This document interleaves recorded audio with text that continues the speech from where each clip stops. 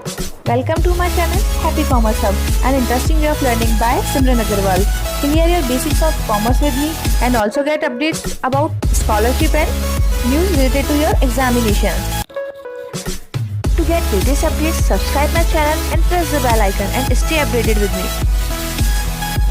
Hi guys, welcome on my YouTube channel happy commerce hub. कैसे हैं सब लोग? आई होप एंड विश कि सब लोग बहुत अच्छे होंगे और अपनी स्टडीज़ कंटिन्यू कर रहे हैं। और एज़ यू नो एग्ज़ाम्स आने वाले हैं, बहुत ज़्यादा दिन हमारे पास नहीं बचे हैं। स्टूडेंट्स को काफ़ी ज़्यादा कह रही थी कि मैम कैसे पेपर आएगा, पेपर का पैटर्न क्या है, हमें कितना पेपर सॉल्व करना है, किस अकॉर्डिंग क्वेश्चन होंगे। क्योंकि उसका एक बहुत बड़ा रीज़न ये है कि जो स्टूडेंट्स इस बार बीकॉम फर्स्ट ईयर का पेपर दे रहे हैं उन्होंने ना 11th क्लास का पेपर दिया है, और गुड लक भी कह सकते हैं, बैड लक 12th क्लास के पेपर्स भी उन्होंने नहीं ही दिए हैं। और वो 2 साल बाद क्या कर रहे हैं, बीकॉम फर्स्ट ईयर का पेपर देने जा रहे हैं। उनका यूजी का स्टार्टिंग है और स्कूल से काफ़ी ज़्यादा हट के यूनिवर्सिटी का पैटर्न होता है। जो हमारा स्कूल पैटर्न होता है वो यूनिवर्सिटी में फॉलो नहीं होता है। पहली बात तो यही है। पूरी वीडियो आराम से देखिएगा ताकि आपको सारी चीज़ें हैं। और इस वीडियो के अंदर हम जो है मेन चीज़ें लाइक आपके मोस्ट क्वेश्चंस यूनिट वाइज वो कवर करेंगे। आपका क्या सिलेबस है वो हम यहाँ पर अच्छे से मैं आपको एक्सप्लेन कर दूंगी। सेकंड थिंग, क्या पेपर का टाइमिंग है, क्या शेड्यूल रहने वाला है, वो सब हम यहाँ पर डिस्कस करेंगे। एंड ध्यान रखिएगा, यहाँ पर जो हम बात करेंगे वो यूनिवर्सिटी ऑफ राजस्थान के जो बीकॉम के स्टूडेंट्स हैं, केवल स्पेसिफिक हम उनकी बात करेंगे। बाकी जो अदर यूनिवर्सिटीज़ हैं, सीकर, अलवर, उनकी अभी हम यहाँ पर बात नहीं करेंगे। सो वीडियो के साथ पूरे टाइम तक जुड़े रहिएगा ताकि आपको आपका एग्ज़ाम देने में कोई इशू ना हो। और इसके साथ ही हम स्टार्ट करते हैं हमारा वीडियो। अगर हम पेपर पैटर्न की बात करें तो इस साल भी क्योंकि सेशन थोड़ा लेट स्टार्ट हुआ है अकॉर्डिंग टू यूनिवर्सिटी, स्टूडेंट्स ने तो अपना कोचिंग वगैरह बहुत टाइम पर चालू कर दिया था, बट ठीक है, आप लोगों के लिए तो काफ़ी अच्छी चीज़ है ये। आपको क्या करना है, केवल 50 मार्क्स के जो क्वेश्चन है वो पूरे पेपर में अटेंड करने हैं। पेपर आपके पास 100 मार्क्स का ही आएगा, ध्यान रखिएगा। लेकिन आपको अटेंड कितना करना है, आपको केवल 50 मार्क्स का पेपर अटेंड करना है। क्योंकि 3 घंटे का जो पेपर है वो आपको कितने टाइम में देना है, 1.5 आवर्स में आपको यहाँ पर कंप्लीट करना है।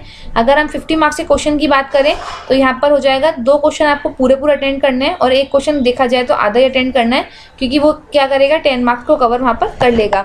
अब बीकॉम की हम बात करें तो रेगुलर स्टूडेंट्स को 10 पेपर्स देने होंगे, और जो नॉन कॉमर्स स्टूडेंट हैं और जिन्होंने इस साल बीकॉम में एडमिशन लिया है उनको क्या करना है, उनको 1 पेपर एक्स्ट्रा देना है। और पेपर का नाम है बुक कीपिंग, जिसे हम कहते हैं पुस्तपालन।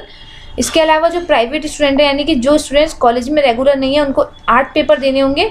उनको 2 पेपर से वो एग्जाम है, कंप्यूटर और ईवीएस। और इसके बाद अगर हम एग्ज़ाम डेट की बात करें तो 9 मई से आपके एग्ज़ाम स्टार्ट हो जाएंगे, जो कि 4 जून तक चलने वाले हैं। ध्यान रखिएगा, अगर वीडियो पसंद आए तो लाइक करना ना भूलें, और इसके साथ कोई क्वेरी हो तो you may ask on my WhatsApp number और as well as on comment section. साथ ही साथ अपने फ्रेंड्स के साथ भी वीडियो ज़रूर शेयर करें, क्योंकि यूज़फुल वीडियो है और आप ही के नहीं, आपके दोस्तों के भी उतनी ही काम आने वाली है। And just as you know, sharing is caring. तो जैसे हमें है कि ठीक है, हमें मोस्ट क्वेश्चन मालूम चले या फिर पेपर पैटर्न में कुछ कन्फ्यूजन तो वो क्लियर हो जाए, तो आप अपने फ्रेंड्स की भी हेल्प कर सकते हैं वीडियो शेयर करके। टाइम टेबल की हम यहाँ पर बात कर लेते हैं। एडमिट कार्ड भी 1-2 दिन में जारी हो जाएंगे। और 9 मई को है आपका बुक कीपिंग।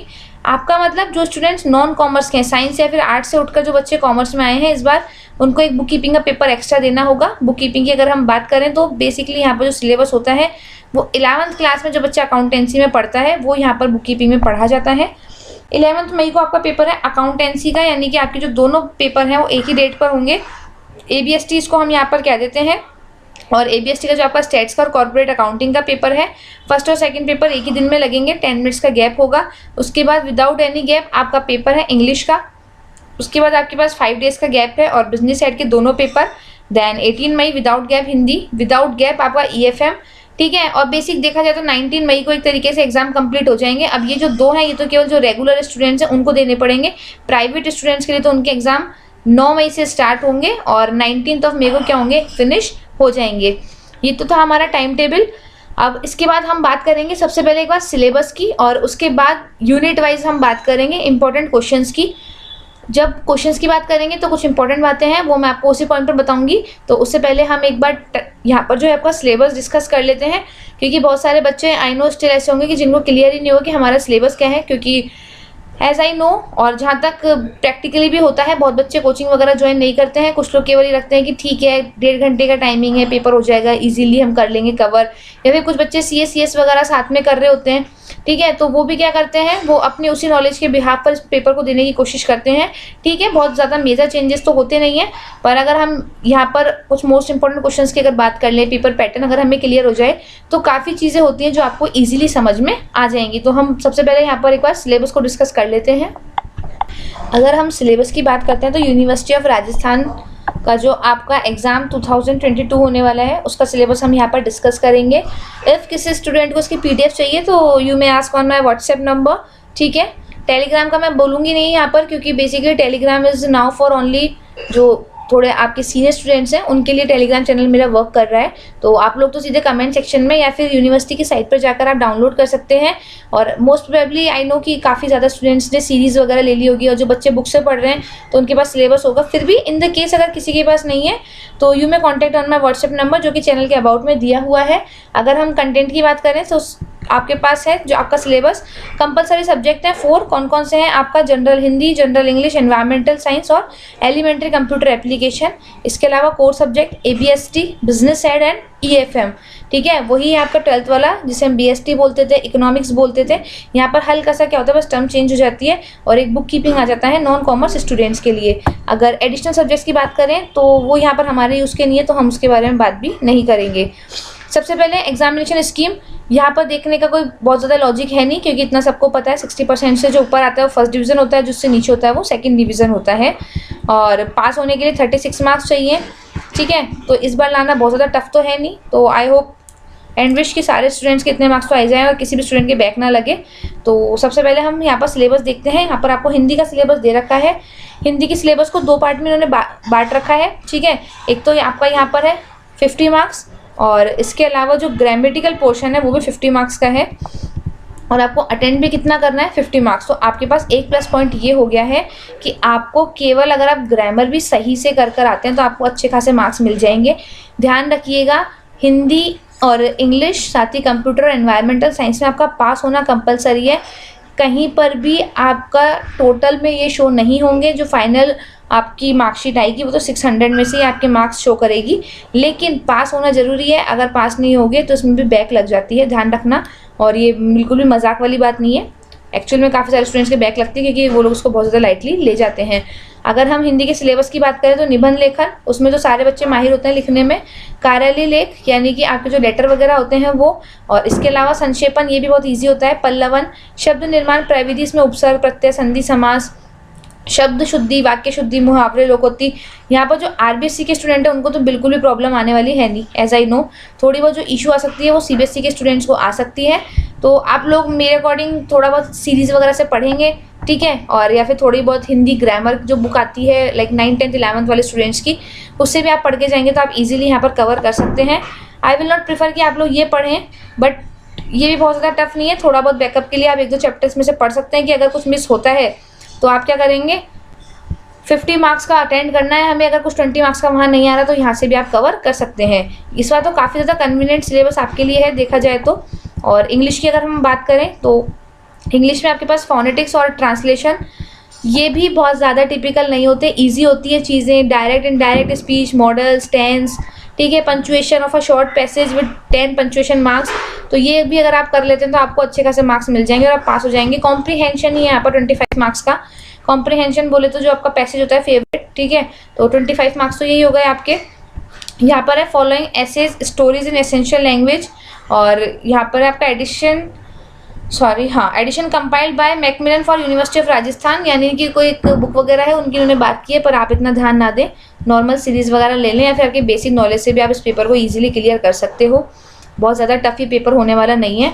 अगर आप देखेंगे थोड़ा बहुत भी, like if you know the pattern of letter, formal और इनफॉर्मल, CV, रिज्यूमे, ये सब आप लोगों ने 12th में किया होगा थोड़ा बहुत भी, तो आप इजीली कर सकते हैं। पैराग्राफ राइटिंग वगैरह यहाँ पर आप पास हो सकते हैं, बहुत ज़्यादा पैनिक होने की आपको यहाँ पर नीड नहीं है। अब हम स्टार्ट करते हैं compulsory compulsory paper of environmental studies. इसकी हम बात करें तो रेगुलर स्टूडेंट्स को केवल ये पेपर देना है और बहुत ज़्यादा इसमें भी मत घुसिएगा, बहुत सिंपल सी बात है। अगर आपके पास कोई एनवायरमेंटल साइंस की बुक है तो it's well and good, otherwise series वगैरह मार्केट में मिल जाएंगी। यहाँ से आपको ऑब्जेक्टिव टाइप क्वेश्चन मिलेंगे। अगेन पास होना ज़रूरी है, यहाँ पर 100 में से 100 लाते हैं तो बहुत बढ़िया बात है, क्योंकि काफ़ी स्टूडेंट्स के आते भी हैं, पर 36 तो ले ही आइएगा, वरना बैक लग गई तो सेकेंड ईयर में ईवीएस का पेपर देते हुए थोड़ा सा आप ही को अजीब लगेगा। और यहाँ पर इसका सिलेबस है, ठीक है, multi disciplinary nature of environmental studies, nature resources, challenges. पढ़ने बैठोगे तो बहुत ज़्यादा हो जाएगा। एमसीक्यू की कोई बुक ले आइए एनवायरमेंटल साइंस की, उससे पढ़िए और ये पेपर दे दीजिए, क्योंकि अगर नहीं पढ़ा है तो आपके पास बहुत ज़्यादा टाइम है भी नहीं इसको पढ़ने के लिए। अगर ये पढ़ने बैठ गए तो फिर ABST, EFM और BATM ये कौन पढ़ेगा, ठीक है। तो ये सिलेबस है आपके सामने। नेक्स्ट हम बात करेंगे इसके बाद कंप्यूटर की, और कंप्यूटर के बाद फिर जो हमारे कोर सब्जेक्ट हैं उसकी तरफ हम देखेंगे। कंप्यूटर में आपके पास है थ्योरी और प्रैक्टिकल। तो प्रैक्टिकल 40 मार्क्स का, 60 मार्क्स का थ्योरी एग्जाम है आपका। जो प्रैक्टिकल एग्जाम है वो आपके कॉलेज में ही लग जाएगा। और अगर थ्योरी की बात करें तो जो लास्ट एग्जाम है आपका तब लगेगा। यहाँ पर बेसिक नॉलेज कंप्यूटर के बारे में पूछी गई है। अगर आप में से वैसे बेसिकली काफ़ी स्टूडेंट्स ने किया होगा, RSCIT वगैरह किया है तो उसकी अगर बुक है आपके पास, आप वो पढ़ सकते हैं। यहाँ भी आपके पास क्वेश्चन ईयर मिल जाएगी आपको मार्केट में, तो आप लाकर उसको रीड करके ये एग्ज़ाम इजीली देकर आ सकते हैं। वैसे भी आज के टाइम में if you are using Android phone और लैपटॉप वगैरह तो सब लोग यूज़ कर रहे हैं। 2 साल से आप ऑनलाइन स्टडीज़ कर रहे हैं, कंप्यूटर के बारे में काफ़ी बेसिक नॉलेज तो आप लोगों को हो ही जाएगी, मतलब हो ही गई होगी। तो आई होप कि कंप्यूटर भी यहाँ पर बहुत ज़्यादा इशू क्रिएट आपके साथ करने वाला नहीं है। अब मेन आएगा आपके पास प्रारंभिक हिंदी को छोड़ दीजिए, एलिमेंट्री हिंदी उन स्टूडेंट्स के लिए जिन्होंने लैंग्वेज वगैरह चेंज की हो। अब स्टार्ट होता है ABST corporate and financial accounting, जो आपके कॉमर्स वालों के लिए हमेशा थोड़ा सा रहता ही है अकाउंटेंसी, तो ये वही पार्ट है। ABST पेपर 1 की बात करें तो corporate and financial accounting. Syllabus देख लेते हैं यहाँ पर क्या क्या है। यूनिट 1 में आपके पास accounting principles, conventions, concept, general introduction of Indian accounting standards, AS1 और AS9, issue of share, issue of right share, buyback of share, ESOS in the present scenario, redemption of preference share. As I know guys, ये जो CBSE में बच्चों ने पढ़ा ही है, थोड़ा बहुत इशू आएगा तो केवल RBSE वालों के साथ आएगा। उसमें भी रिडम्पशन ऑफ प्रेफरेंस शेयर बहुत ज़्यादा टफ नहीं है। नेक्स्ट है आपका unit 2, issue and redemption of debenture, underwriting of share and debenture, acquisition of business, pre and post incorporation profit. Unit 3 है final accounts of companies including manager remuneration, disposal of profit and issue of bonus share, valuation of goodwill and valuation of share, और hire purchase and instalment, sale transaction, valuation of inventory और insurance claim. अब यहाँ पर एक बहुत general सी बात है, वो मैं आपको समझा देती हूँ। 2-3 चीज़ें हैं वो आप नोटिस कर लीजिएगा ताकि फ़ायदे में रहें। देखिए स्टूडेंट्स, पहली बात तो आप इस एग्ज़ाम में कैलकुलेटर लेके जा सकते हैं, ध्यान रखिएगा। फर्स्ट आपके पास प्लस पॉइंट है, कैलकुलेटर घर पे भूले नहीं, वरना आप ही को प्रॉब्लम आएगी, क्योंकि जब हज़ारों लाखों के ट्रांजेक्शन होते हैं तो वहाँ पर अगर आप as a human mind use कर रहे हैं तो बहुत बहुत ब्रिलियंट स्टूडेंट्स के भी कुछ एक अगर देखा जाए तो प्लस माइनस में मिस्टेक हो जाती है, तो आपको इशू क्रिएट करेगा। सेकेंड थिंग, क्योंकि हमारे पास यूनिट्स की कोई भी क्या है अब कंडीशन नहीं है, कोई लिमिट नहीं है।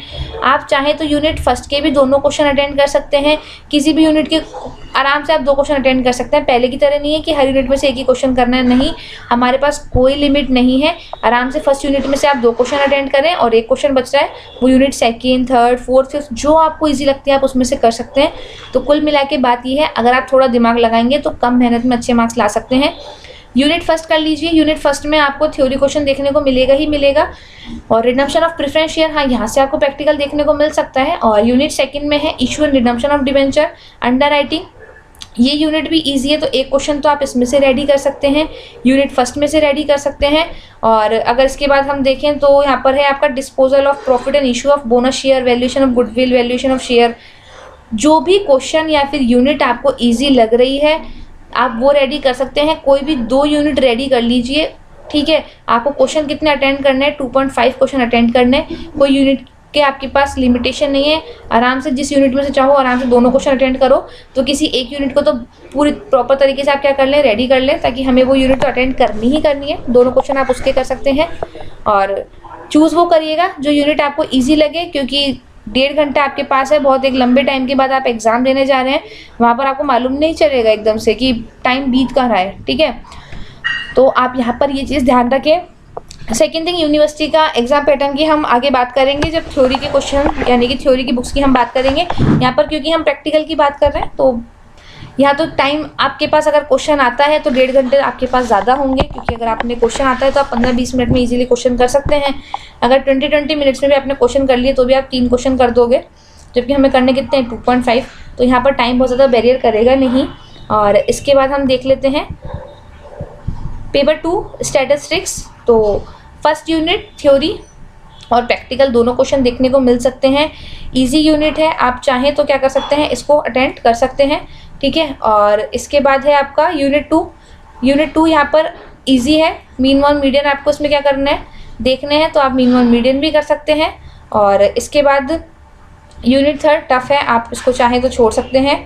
और अगर यूनिट 4 की हम बात करें तो कोरिलेशन, ये भी टफ है, आप इसको भी इग्नोर कर सकते हैं। यहाँ पर हम लॉजिकली वो बात करेंगे जो हमें क्या करे, स्मार्ट वर्क की तरफ लेकर जाए, हमें बहुत ज़्यादा क्या हो, टाइम वेस्ट हमारा नहीं हो, हम कम मेहनत में अच्छे मार्क्स ला सकें। तो आप यहाँ पर रेडी कर सकते हैं यूनिट नंबर 1, यूनिट नंबर 2। और अगर आपको अपना कोई बैकअप चाहिए, हो सकता है कि ठीक है हम बहुत अच्छे से करके गए फिर भी किसी क्वेश्चन में मिस हो गया, कुछ प्रॉब्लम हो गई, तो यूनिट 5 भी आप एज अ बैकअप यहाँ पे कर सकते हैं। इंडेक्स नंबर बहुत ज़्यादा ईजी होते हैं। तो यहाँ पर हमने दोनों पेपर्स की बात कर ली और पैटर्न जो है मैंने आपको बता दिया है। 2 यूनिट कर लीजिए, बार बार बता रही हूँ, बहुत बेस्ट तरीके से कर लीजिए ताकि आपको किसी भी यूनिट में इशू नहीं आए और आपको अच्छे खासे मार्क्स आपके रिजल्ट में आपको देखने को मिले।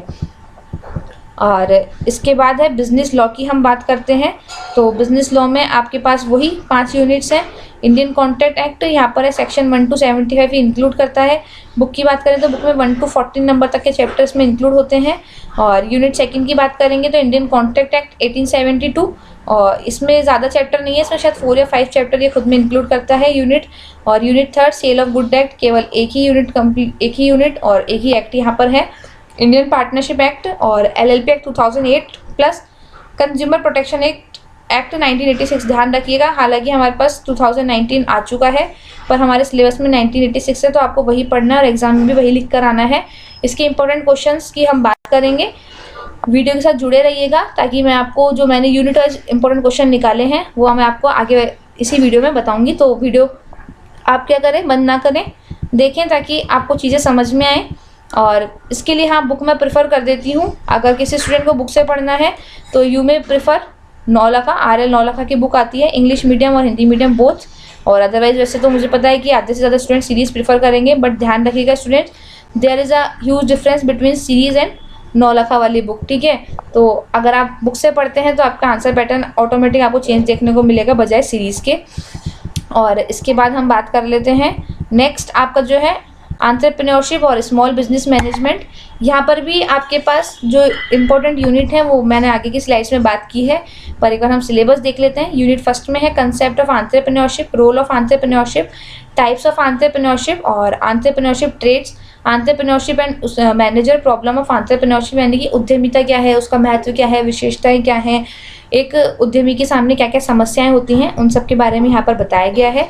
यूनिट 2 की हम बात करें तो एंटरप्रेन्योरशिप, TND यानी ट्रेनिंग एंड डेवलपमेंट, उद्यमी का आपका प्रशिक्षण और विकास कार्यक्रम, और गवर्नमेंट इसके लिए क्या क्या कर रही है, गवर्नमेंट इनकरेजमेंट ऑफ एंटरप्रेन्योरशिप।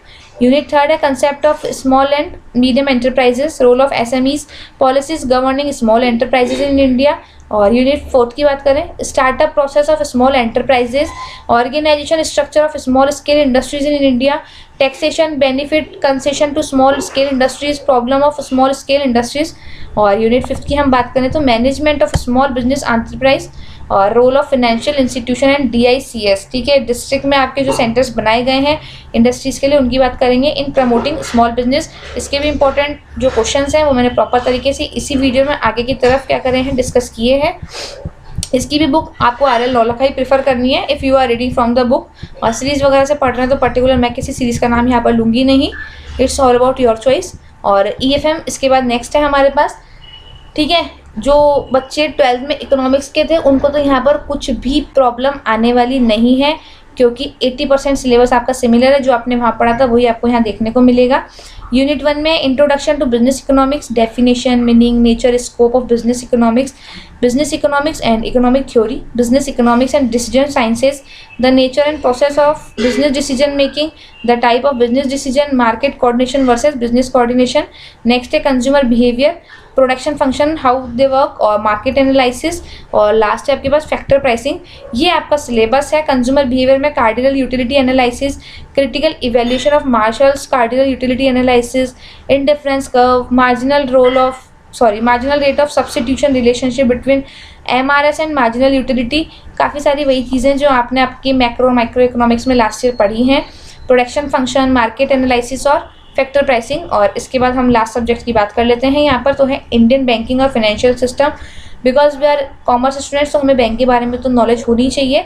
यहाँ पर यूनिट फर्स्ट है bank definition functions, commercial bank, a study of commercial bank, public और private sector, assets and liabilities, management of commercial banks, RBI and NABARD, monetary policy and credit control by RBI. और unit 2 की हम बात करें तो universal banking, e banking, mobile banking and innovation in banking sector, relationship between banker and customer और general और special, negotiable instrument unit 3, check, bills of exchange, promissory note और I study of banking regulation act 1949। Unit 4 की हम बात कर रहे हैं financial system, functions, major issues in Indian financial system, financial sector reforms in India. और last unit है financial market, money market, capital market, bill market, foreign exchange market, डेब्ट market. और फाइनेंशियल इंस्ट्रूमेंट्स में हम देखें तो treasury bill, certificate of deposit, commercial paper, currency option और credit card. तो यहाँ पर आरबीटी की बुक यू कैन प्रिफर, ठीक है। इसके बाद जो सब्जेक्ट है वो हमारे यूज़ के नहीं है, तो सिलेबस डिस्कशन हम यही कंप्लीट करते हैं और अब बात करते हैं इंपॉर्टेंट क्वेश्चंस की। सबसे पहले जो इंपॉर्टेंट क्वेश्चन है वो हम बात कर लेते हैं आपके पेपर 1 कमर्शियल और बिजनेस लॉ का जो सब्जेक्ट है, आप उसके इंपॉर्टेंट क्वेश्चंस की हम बात करेंगे। जैसा मैंने आपको बताया, कोई भी 2 यूनिट आप कवर कर लीजिए ताकि आपका जो 2.5 क्वेश्चन है वो आप इजीली कवर कर पाएँ। तो यहाँ पर मेरे अकॉर्डिंग जो यूनिट मुझे बेस्ट लगे और इजी लगे वो मैंने यहाँ पर चूज़ किए हैं, और उनमें मेरे अकॉर्डिंग ये काफ़ी इंपॉर्टेंट क्वेश्चन है और आपको एग्जाम में 99.99% दिखने को मिल सकते हैं। एज़ की 100% गारंटी तो नहीं दूंगी, जस्ट बिकॉज मान लीजिए किसी केस में नहीं आए तो ये विल लाइक कि मैम आपने जो क्वेश्चन बताया वो तो नहीं आए, बट ठीक है, आप 99.99% मान के चलिए कि these are very very important question according to this year examination. तो आप अपनी जो स्टडीज़ कर रहे हैं उनके साथ साथ इनको एडिशनली बहुत अच्छे से रेडी कर लीजिएगा, एंड होपफुली अगर यही एग्जाम में आपको एज इट इज़ देखने को मिलते हैं तो यू नो कि फिर तो काफ़ी अच्छा ही आपके लिए रहने वाला है। क्वेश्चन की हम बात कर लेते हैं। यहाँ पर इंग्लिश में है, बट साथ ही साथ मैं हिंदी ट्रांसलेशन करते चलूँगी ताकि जो हिंदी मीडियम स्टूडेंट्स हैं उनको ये इशू ना हो। यूनिट 1, यूनिट 4 और यूनिट 5 की हम बात करेंगे क्योंकि मेरे according these are the best and easy और इंटरेस्टिंग यूनिट्स, ठीक है, जिनको आप इजीली कवर कर सकते हैं। सबसे पहले यूनिट 1 की हम बात करते हैं। व्हाट इज़ वैलिड कॉन्ट्रैक्ट, वैध अनुबंध क्या है, what are the main characteristics of a valid contract, और एक वैध अनुबंध के प्रमुख लक्षण क्या क्या होते हैं। Agreements without consideration are void, ठीक है, बिना प्रतिफल के ठहराव व्यर्थ होते हैं। और are there any exceptions in it, क्या इस नियम के कोई अपवाद हैं। नेक्स्ट है briefly state the various agreement that are expressly declare to be void by the Indian contract act, यानी कि भारतीय अनुबंध अधिनियम द्वारा व्यर्थ घोषित किए गए ठहरावों को संक्षेप में समझाइए। यानी कि जिन जिन ठहरावों को क्या कर रखा है भारतीय अनुबंध एक्ट जो है उसने क्लियर कर रखा है कि ये तो बिल्कुल ही व्यर्थ हैं, उनके बारे में बताइए। तो आपको वो सारे अनुबंध यहाँ पर क्लियर करने हैं। यूनिट 4, इसके बाद 2nd 3rd मैंने यूनिट नहीं ली क्योंकि वो थोड़ी सी अजीब है, पढ़ने में भी कम इंटरेस्टिंग है। तो यूनिट 4 और 5 काफ़ी अच्छे हैं, तो आप इसमें इंटरेस्ट लेके पढ़ेंगे तो आपको ईजिली समझ में आ जाएगा और मार्क्स भी आपके अच्छे आने के चांसेस बढ़ जाएंगे। फर्स्ट क्वेश्चन है define partnership, how would you determine whether a group of person does or does not constitute a partnership. यानी कि जस्ट जनरल की अगर हम बात करें तो पार्टनरशिप से आप क्या समझते हैं, ठीक है, पार्टनरशिप यानी कि साझेदारी। तो ये तो क्वेश्चन अगर आपने नहीं भी पढ़ा होगा तब भी आप बता देंगे कि what do you mean by partnership. और इसके बाद है हाउ वुड यू डिटरमाइन, आप कैसे निर्णय करेंगे कि व्यक्तियों का कोई समूह साझेदार है या नहीं। यानी कि अगर लोग एक समूह में जुड़ रहे हैं तो क्या गारंटी कि वो साझेदार है या नहीं, तो उस चीज़ को आप कैसे इलैबोरेट करेंगे। यहाँ पर कैरेक्टरिस्टिक्स जो हैं आपकी वो आ जाएंगी। इसके साथ अगर जो स्टूडेंट बुक्स में पढ़ रहे हैं, ठीक है, जो बुक पढ़ रहे हैं आपकी RL नौला का, वहाँ पर क्लियर इस चीज़ का, इस क्वेश्चन का आंसर दे रखा है। नेक्स्ट क्वेश्चन है is the registration of firm compulsory under the partnership act, explain the effect of non registration. क्या पार्टनरशिप फर्म का रजिस्ट्रेशन करवाना अनिवार्य है, ठीक है, और यदि नहीं तो आप क्या करेंगे, इसके इफेक्ट बताएंगे।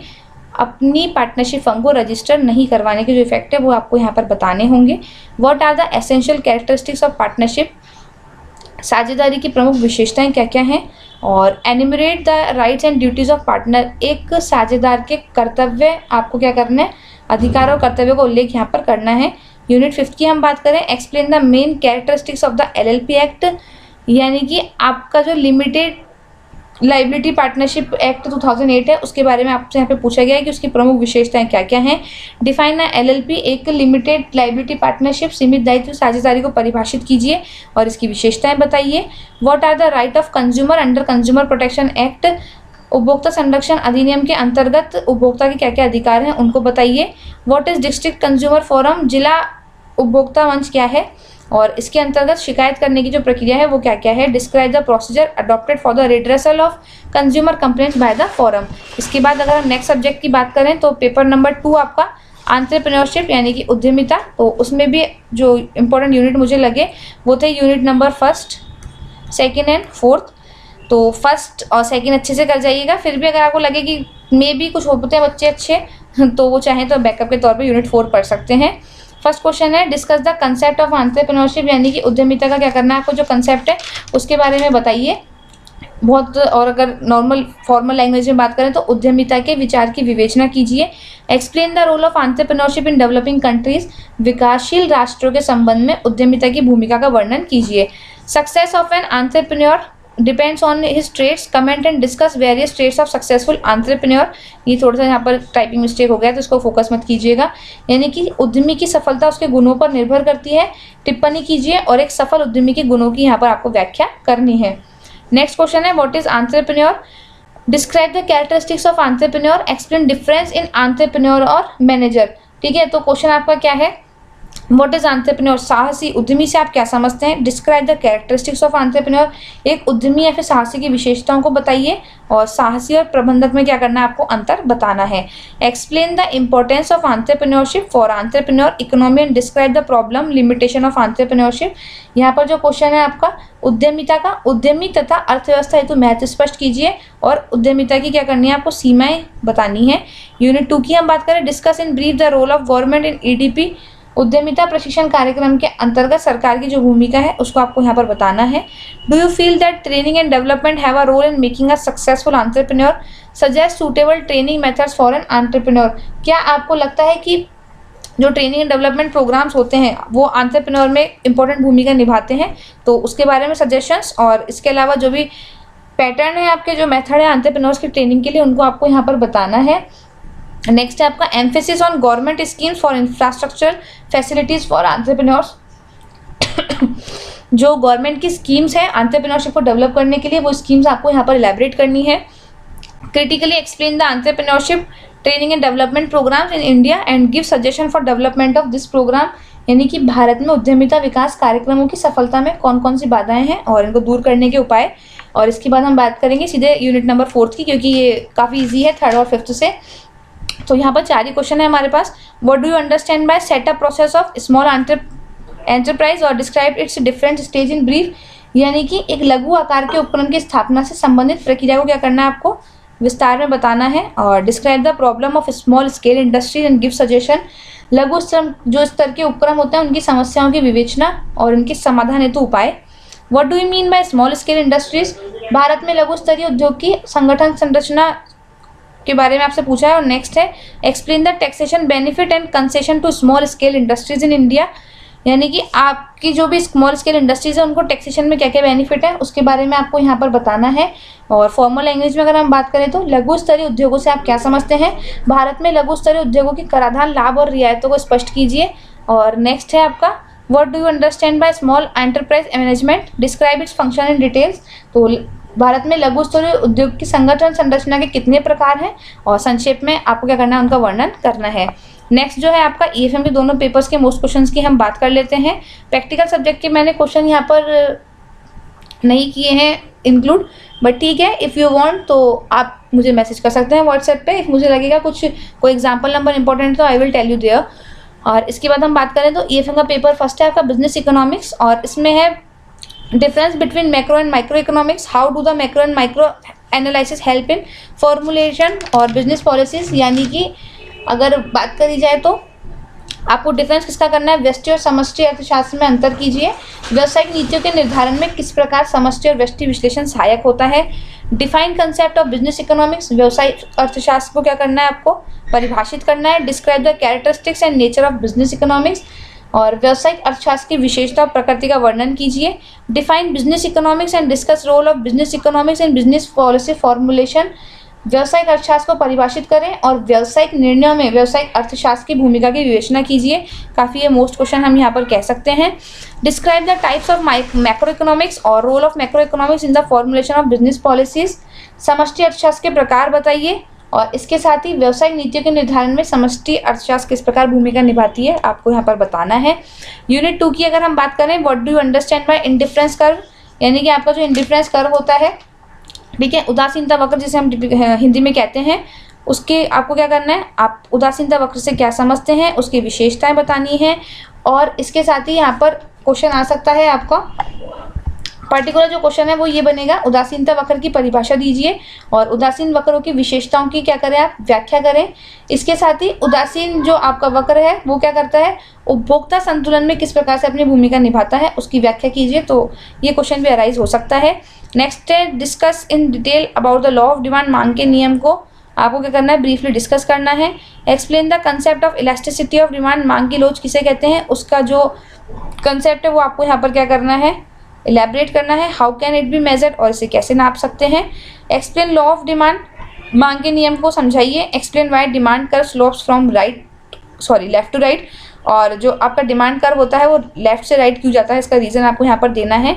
यूनिट 4 की हम बात करें, what do you understand by perfect competition, पूर्ण प्रतियोगिता से आप क्या समझते हैं। How are prices determinate under it, यानी कि पूर्ण प्रतियोगी बाजार में जो वस्तु का क्या होता है, मूल्य होता है, वो किस प्रकार निर्धारित होता है, उसकी हम यहाँ पर बात करेंगे। नेक्स्ट है आपका, what do you understand by perfect competition, sorry यहाँ पर ये क्वेश्चन जो है वो रिपीट हो गया है, ठीक है, यहाँ पर ये परफेक्ट कॉम्पिटिशन नहीं आएगा, यहाँ पर दूसरा वर्ड आएगा। नेक्स्ट क्वेश्चन की बात कर लेते हैं, व्हाट इज डिस्क्रिमिनेटिंग मोनोपोली, विभेदात्मक एकाधिकार क्या है और इसके अंतर्गत मूल्य कैसे निर्धारण किया जाता है। Discuss the price and output determination under monopolistic competition, यानी कि अल्पाधिकार के अंतर्गत किस प्रकार किया जाता है। और यहाँ पे परफेक्ट ना आकर आपका आएगा मोनोपोली, ठीक है, इसको आप सही कर लीजिएगा। मोनोपोली यानी कि कुल मिला के जो मार्केट के टाइप है आपको सारे पढ़ने हैं, तो आपको मार्केट के टाइप यहाँ पर देखने को मिल जाएंगे। एंड द लास्ट सब्जेक्ट आपका Indian banking and financial system. मैंने ट्राई करा है कि जो ये क्वेश्चंस हैं वही आपको एग्जाम में देखने को मिले, एंड गुड लक रहता है तो आपको यही क्वेश्चन 99.99% देखने को मिलेंगे। कुछ क्वेश्चंस में भी आपको 100% श्योर देखने को मिले, बट आई कांट से कि वो कौन से होंगे। तो आप इन क्वेश्चन को बहुत अच्छे से करके जाएं। 2 यूनिट तो बहुत अच्छे से करनी है, बैकअप के तौर पे एक एक्स्ट्रा यूनिट आप कर सकते हैं। वापस ध्यान रखिएगा, किसी भी एक यूनिट में से आपको क्या करना है, दोनों क्वेश्चन अटेंड कर सकते हैं, और जो नेक्स्ट क्वेश्चन बच रहा है वो आपको हाफ ही अटेंड करना है, क्योंकि टाइम भी इतना ही होगा, 1.5 घंटे में स्टूडेंट इतना ही कर पाता है। यूनिट 1 की हम बात करें, फर्स्ट क्वेश्चन है, discuss the various method of credit control by RBI, यानी कि रिजर्व बैंक ऑफ इंडिया के द्वारा साख नियंत्रण के जो भी उपाय किए जाते हैं उनकी व्याख्या आपको करनी है। नेक्स्ट है question, what do you mean by monetary policy, मौद्रिक नीति से आप क्या समझते हैं, इसका महत्व बताइए।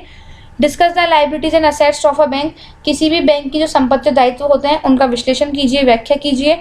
Discuss assets and liabilities management by banks और एक्सप्लेन इंपॉर्टेंस फॉर बैंक, यानी कि बैंकों द्वारा संपत्तियों और दायित्व प्रबंध की विवेचना कीजिए और इसके महत्व को बताइए। यूनिट 2 की हम बात करें तो आपको यहाँ पर शॉर्ट नोट्स देने हैं, टिप्पणियाँ देनी है मोबाइल बैंकिंग पर। मोबाइल बैंक दोनों में अंतर है, मोबाइल बैंकिंग अलग है और ये मोबाइल बैंक यानी कि चलित बैंक। क्रेडिट कार्ड PMJDY यानी कि प्रधानमंत्री जनधन योजना, और ये है आपका गार्निशी ऑर्डर, कुर्की आदेश, राइट ऑफ सेट ऑफ, और इसके बाद है राइट ऑफ जनरल लाइन, ठीक है, यानी कि अगर हम इसको नॉर्मल हिंदी में बात करें तो समायोजन का अधिकार और सामान्य पुनर्ग्रहण अधिकार। और नेक्स्ट है आपका राइट ऑफ जनरल लियन और राइट ऑफ सेट ऑफ, यानी कि आपका सामान्य समायोजन का अधिकार। और नेक्स्ट क्वेश्चन अगर हम देखें तो फिर है आपका, discuss various innovation in banking sector, यानी कि जो भी नई पहल हुई है बैंकिंग सेक्टर में उसके बारे में विवेचना कीजिए। Discuss the general relationship between a banker और कस्टमर, एक बैंकर और कस्टमर के मध्य सामान्य संबंधों की विवेचना कीजिए। Difference between conventional banking and e banking और explain the various model of banking, यानी कि परंपरागत बैंकिंग और जो नव बैंकिंग है उसके अंतर्गत आपको क्या करना है, अंतर करना है, और जो बैंकिंग के नए मॉडल्स हैं आपको उनकी व्याख्या करनी है। लास्ट है आपकी यूनिट 4, यहाँ पर अगर हम बात करें तो गिव शॉर्ट नोट्स, कौन कौन से शॉर्ट नोट्स हैं। Function of financial intermediaries institutions, यानी कि यहाँ पर आपकी यूनिट कंप्लीटली चेंज हो जाएगी। वित्तीय मध्य संस्थाओं के कार्य, आपका जो फर्स्ट है वो हिंदी। और नेक्स्ट है आपका component of Indian financial system, यानी कि भारतीय वित्तीय प्रणाली के अंग। Difference between banking and non banking institution, किस किस के बीच में बैंकिंग और गैर बैंकिंग संस्थाओं में अंतर। और इसके बाद है नेक्स्ट आपका main feature of venture capital, यानी कि आपकी जो वेंचर कैपिटल होती है साहस पूंजी, उसकी मुख्य विशेषताएं। और नेक्स्ट है main function of merchant banking, merchant banking के प्रमुख कार्य। Major issue of Indian financial system, यानी कि जो आपकी भारतीय मौद्रिक प्रणाली है उसकी मुख्य समस्याएं। नेक्स्ट क्वेश्चन है describe the steps taken for the reforms in Indian banking system.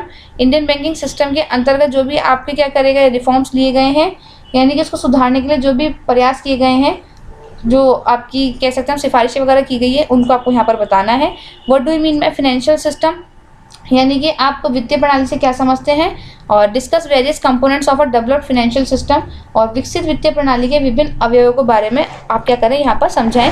तो आई होप एंड विश की वीडियो आपके लिए यूजफुल रहे। जो हमने क्वेश्चन यहाँ पर डिस्कस किए वही आपको एग्जाम में देखने को मिले। कुछ इशू रहता है तो आप कमेंट सेक्शन में पूछ सकते हैं। वीडियो को लाइक शेयर सब्सक्राइब करना ना भूलें। इन क्वेश्चंस को आप नोट डाउन कर सकते हैं, अपनी बुक में कॉपी में इंपॉर्टेंट लगा सकते हैं, और ज़्यादा टाइम नहीं है तो पढ़ाई करें। और I wish you good luck for your examination. Till then take care, bye bye guys.